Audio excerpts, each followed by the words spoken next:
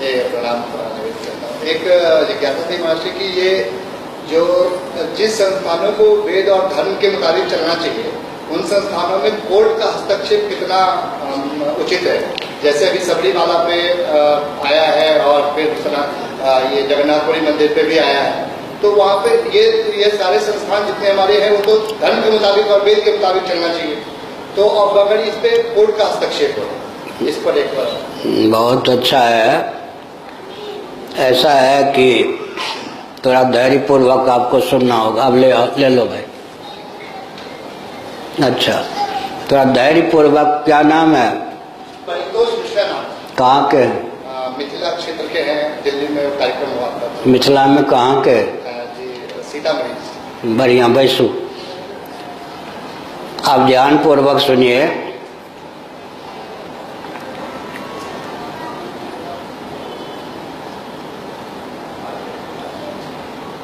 वेद सम्मत जब संविधान हमको प्राप्त था, समझ गए, तब मैं धीरे धीरे बोलूंगा ताकि समझने में कोई कठिनाई आपको ना हो। शिक्षा व्यवस्था धर्म की सीमा में थी या सेकुलर सीमा में? रक्षा की प्रणाली धर्म की सीमा में थी या सेकुलर सीमा में? कृषि गौरक्ष वाणिज्य के प्रकल्प धर्म की सीमा में थे या सेकुलर सीमा में? सेवा के प्रकल्प, कुटीर उद्योग के प्रकल्प धर्म की सीमा में थे या सेकुलर सीमा में? 1% भी कोई प्रकल्प सेकुलर धर्मनिरपेक्ष ताकि सीमा में था कुछ?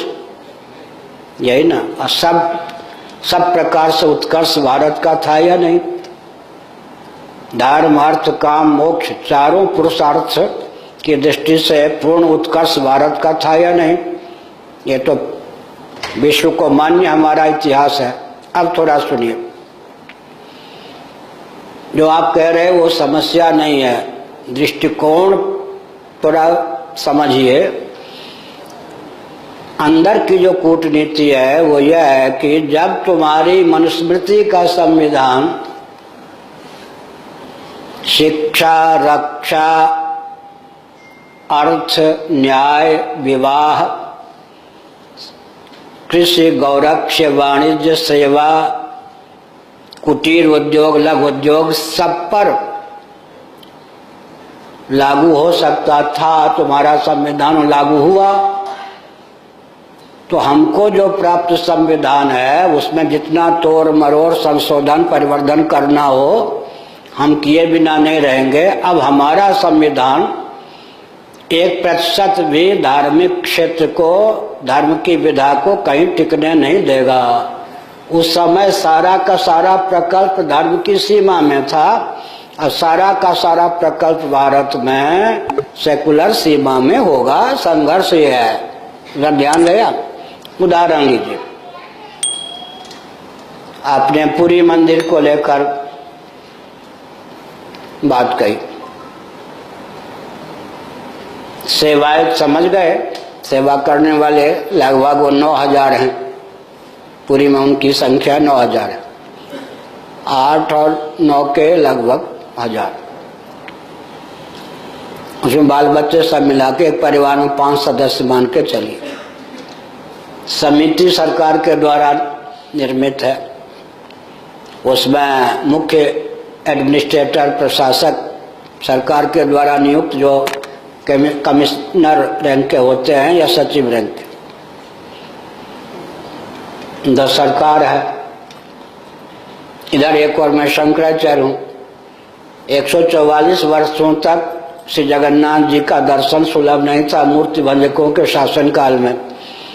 तब 2502 वर्ष पहले वैशाख शुक्ल दशमी के दिन आदि शंकराचार्य महाभाग ने अपने चिन्मय कर कमलों से अपने प्रथम शिष्य पद्मपाद जी को पुरी पीठ का मणि शंकराचार्य का पद दिया। उसी दिन उन्होंने श्री जगन्नाथ आदि को पुनः प्रतिष्ठित किया। रथ यात्रा आदि के सारे प्रकल्प 144 वर्षों में विलुप्त हो गए थे स्कंद आदि पुराणों के अनुसार सब प्रकल्प भगवान शंकराचार्य ने उद्भाषित किया। पूरी पीठ के शंकराचार्य परंपरा से इस संस्थान के संचालक होते रहेंगे। पूरी पीठ की अधिष्ठात्री देवी विमला, पूरी पीठ के देवता श्री जगन्नाथ होंगे। ये सब व्यवस्था शंकराचार्य ने की। अब मैं संकेत करता हूँ, शासन तंत्र को खतरा किससे है? जबकि मैंने गुप्त या प्रकट, इधर आ जाओ भाई, इधर आ जाओ। जबकि मैंने 26 वर्षों की सीमा में गुप्त या प्रकट कोई हस्तक्षेप श्री मंदिर में नहीं किया। तब शासन तंत्र को डर किससे है कि अगर ये धार्मिक संस्थान रह गया तो हमारी दाल नहीं गलेगी। उसके तो नोट वोट का केंद्र है जगन्नाथ मंदिर। अब चले जाओ ना इधर जरा अमृतसर, दुर्गाना मंदिर है या नहीं? कभी भाजपाई ट्रस्टी हो जाते हैं, कभी कांग्रेसी। जब भाजपाई होते हैं तो 700 ट्रस्टी है वहाँ। जब भाजपाई होते हैं तो कांग्रेसी मातम मनाते हैं, जब कांग्रेसी होते हैं तो भाजपाई मातम मनाते हैं। माने हमारे आध्यात्मिक दुर्ग पर भी किनका वर्चस्व हो गया, कौन हावी हो गए? मैंने संकेत किया कि उड़ीसा सरकार कैसे पसंद करेगी कि शंकराचार्य जो धर्म और अध्यात्म के आचार्य होते हैं और धर्म अध्यात्म क्षेत्र के सर्वोच्च न्यायाधीश भी होते हैं, उनका मार्गदर्शन प्राप्त हो। समिति वाले भी नहीं सहन कर सकते। रह गए सेवायत, वो सोचते हैं सरकार के वोट बैंक बन करके उससे तालमेल बैठा करके हम तो खींच लेंगे और खींचते रहे। शंकराचार्य आएंगे तो किसी को शोषक नहीं बनने देंगे। धर्म और अध्यात्म का यह क्षेत्र या संस्थान धर्म और अध्यात्म के अंतर्गत ना आ जाए तो श्री जगन्नाथ जी को फैक्ट्री के मालिक के रूप में उपयोग करो, जब चाहो बंद कर दो, खोल दो। समझ गए ना? मतलब किसको शंकराचार्य चाहिए? शंकराचार्य माने धर्म और अध्यात्म का मार्गदर्शन या नियंत्रण जगन्नाथ मंदिर पर हो। किसको चाहिए? किसी को नहीं चाहिए। अब क्या है नई चाल? धार्मिक क्षेत्र में सेकुलर व्यवस्था कोई हस्तक्षेप नहीं करेगी। ध्यान गया? आपका क्या नाम? अब एक दया पैतरा कोर्ट की ओर से भी सबकी ओर से कि 2 विभाग कर दो, सेकुलर विभाग, धार्मिक विभाग। जबकि गली कूची में झाड़ू लगाना वो सेकुलर विभाग है आजकल, और होटल में भोजन बनना सेकुलर विभाग है। भगवान के मंदिर के प्रांगण में झाड़ू लगाना या मंदिर में झाड़ू पोछा लगाना धर्म के अंतर्गत है। वहाँ भगवान को भोग लगाने के लिए भोजन बनना वो धर्म के अंतर्गत है। धार्मिक संस्थान में 1% भी व्यवस्था सेकुलर खाने में तो नहीं है, लेकिन अब किया गया है सेकुलर व्यवस्था और धार्मिक। सेकुलर व्यवस्था में धर्म का हस्तक्षेप नहीं होगा। सुनने में बहुत अच्छा। और सेकुलर व्यवस्था का धर्म में हस्तक्षेप नहीं होगा, सुनने में अच्छा लगता है। लेकिन 99% से 99.99 व्यवस्था सेकुलर खाने में। अब कितना बच गया? मान लो 99 ही, 1% बच गया धार्मिक व्यवस्था, धार्मिक क्षेत्र की व्यवस्था 1% बच गई। उसमें फिर चाल यह है कि रूटीन, चाहे शास्त्र सम्मत हो या विरुद्ध, जो परंपरा चली आ रही है उसमें भी शंकराचार्य से क्या पूछना है? समझ गए? आजकल की भाषा में जो रूटीन है उसके अनुसार काम करते रहो। घुमा फिरा के अर्थ ये हुआ धार्मिक व्यवस्था को धार्मिक संस्थान में 1% स्थान प्राप्त है, वो भी क्रियान्वयन में 1% भी स्थान प्राप्त नहीं है।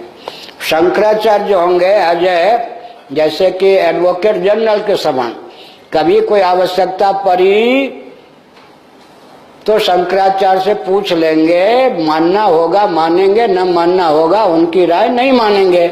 इसका अर्थ यह हुआ शिक्षा, रक्षा, संस्कृति, सेवा, धर्म और मोक्ष के संस्थान जो हमारे धार्मिक क्षेत्र थे वो 99% सेकुलर क्षेत्र बनाए जा रहे हैं। 1% ऊपर से शपथ खाकर धर्म के खाते में डाला जा रहा है, उसमें भी कोई भी पुजारी हो सकता है, समझ गए ना, कोई भी प्रवेश कर सकता है, वो भी नाम मात्र रह जाएगा, कुछ भी नहीं। तो अब ये आर पार का युद्ध हुआ या नहीं, ध्यान गया या नहीं। एक और वो व्यवस्था जहां झाड़ू देने से लेकर सब धर्म के अंतर्गत है नहीं, क्या स्वे स्वे कर्मण्य अभिरता, झाड़ू देने वाले भी धर्म समझ के झाड़ू देते थे या नहीं। वो क्या, वो वेतन भोगी नहीं माने जाते, उनका धर्म था। तो इसका मतलब क्या हुआ, शिक्षा, रक्षा, अर्थ, सेवा और सारे प्रकल्प, कल कारखाने सब धर्म के अंतर्गत थे। अब ये हो गया कि इनको 1% भी व्यवस्था धर्म के अंतर्गत नहीं चाहिए, सारी व्यवस्था सेकुलर चाहिए। आर पार का युद्ध हो गया या नहीं, आर पार का भेद हो गया। जब तुम्हारा संविधान, अब हम उनकी दृष्टि से कहें, जब तुम्हारा मनुस्मृति आदि का संविधान 100% हर क्षेत्र में लागू हो सकता था, हुआ, लाखों वर्षों तक हुआ, तो हमारा यह संविधान जितना भी संशोधन परिवर्धन की आवश्यकता हो 100% हर क्षेत्र में लागू क्यों नहीं हो सकता। अब इसका उत्तर क्या है, हमारे संविधान में वह क्षमता थी कि लौकिक उत्कर्ष, पारलौकिक उत्कर्ष और परमात्मा प्राप्ति का मार्ग भी प्रशस्त, क्या तीनों एका क्रिया द्वर्ष करी प्रसिद्धा। तुम्हारा जो संविधान है किसी भी देश का हो, मान लो अवश्य, उसमें न लौकिक उत्कर्ष की क्षमता है, पारलौकिक उत्कर्ष और मोक्ष की बात तो छोड़ ही दीजिए, क्योंकि देहात्म भाव भावित होकर इस संविधान की संरचना है। लौकिक उत्कर्ष में भी हर मोर्चे पर विफल है। हमारे संविधान को क्षमता थी जिसकी मुट्ठी में सारा प्रकल्प था, भोजन भी धर्म की सीमा में, विवाह भी धर्म की सीमा में, या मैरिज, दाह संस्कार भी। बिजली की फैक्ट्री से क्या, बिजली की फैक्ट्री में दाह संस्कार, संस्कार होगा क्या, दाह होगा ना। शब्दाह अलग चीज है, दाह संस्कार अलग चीज है, समझ गए ना। इसका अर्थ है कि आर पार का युद्ध हुआ है नहीं। हम के 1% भी धर्म के खाते में कोई व्यवस्था नहीं रहने देंगे। घंटी डुलाना आदि धर्म मान लेते हैं, लेकिन कोई भी पुजारी हो सकता है, समझ गए, कोई भी कुछ कर सकता है। अंत में धर्म सेकुलर खाने में सारी व्यवस्था आ जाएगी भारत की। अभी आर पार का युद्ध है क्या, बिल्कुल 63 और 36, अभी हमने कहा 36 धर्म का मुख्य दर और सेकुलर का मुख्य दर, 63 दोनों का। तो 36 की कीमत बढ़ी 63 से या घटी, 36 ही है ना, 63 क्या हुआ है, कीमत बढ़ गई है नहीं। 36 को 63 बना दिया, सम्मुख भी हो गए, मूल्य भी बढ़ गया, अंक तो वही दो रहे ना। लेकिन ये कहते हैं कि धर्म तुम्हारा इधर जाता है, सेकुलर ये बिल्कुल पीठ से पीठ मिलाकर रहेंगे, तुमको भी धार्मिक नहीं रहने देंगे। तो ये एक संघर्ष है, चुनौती है, इसी चुनौती आती रही, आप कहिए, फिर हो गया। नमस्कार, मैं हूं काजल मानेकिया न्यूज एक्सपोज एशिया से। यदि आप यह वीडियो फेसबुक पर देख रही हैं तो हमारे पेज को फॉलो और लाइक जरूर करें, और यदि आप यह वीडियो यूट्यूब पर देख रहे हैं तो हमारे चैनल को सब्सक्राइब और शेयर करना ना भूलें, ताकि देश और दुनिया की कोई भी खबर आप मिस ना करें। तो जुड़े रहिए हमारे साथ और देखते रहिए न्यूज एक्सपोज एशिया।